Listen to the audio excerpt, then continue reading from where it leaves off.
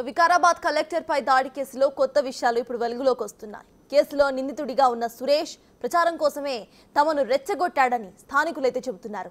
ఇక పరిగి జైలులో ఉన్న గ్రామస్తులను మాజీ మంత్రి సబితా ఇంద్రారెడ్డి ఇప్పటికే పరామర్శించారు. ఆమెకు అక్కడ ఊహించని సమాధానాలు వినిపించినట్లుగా తెలుస్తోంది. సబ్ జైలులో రిమాండ్లో ఉన్న 16 మందిని పరామర్శించిన ఆమె వారితో పాటు వాళ్ళ కుటుంబ సభ్యులతో కూడా మాట్లాడారు. అసలు ఏం జరిగిందని, ఊరిలో గొడవకు కారణాలపై ఆరా తీయగా సురేష్ కు సంబంధించిన కొన్ని విషయాలు వెలుగులోకి వచ్చాయి.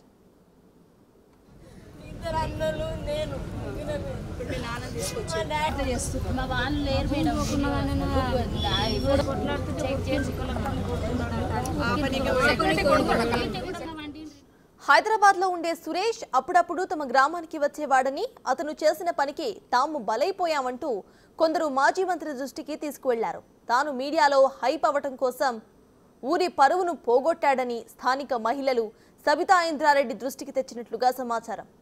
పోయిన నెలలో సురేష్ కాంగ్రెస్ మండల అధ్యక్షుడిపైన చేయి చేసుకున్నట్లుగా స్థానికులు చెబుతున్నారు.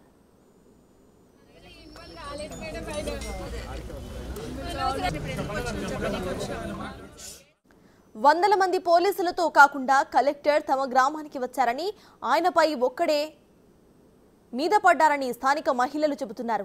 ఇక కలెక్టర్ పై దాడితో తమ ఊరిపై చెడు ప్రభావం పడిందని, సురేష్ ప్రవర్తన వల్ల తాము ఇబ్బందులు పడుతున్నామని చెప్పుకొచ్చారు. దీంతో సబితారెడ్డికి ఏం చెప్పాలో తెలియక పక్కనే ఉన్న పిల్లాడిని ఎత్తుకొని టాపిక్ ను డైవర్ట్ చేసినట్లుగా సమాచారం.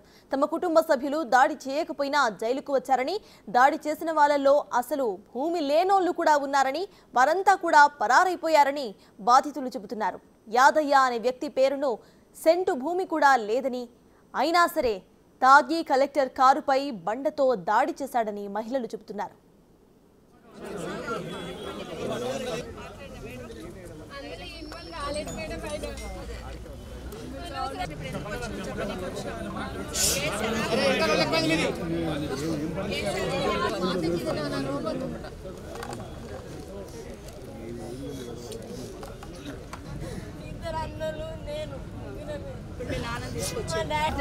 మా వాళ్ళు లేరు మేడం.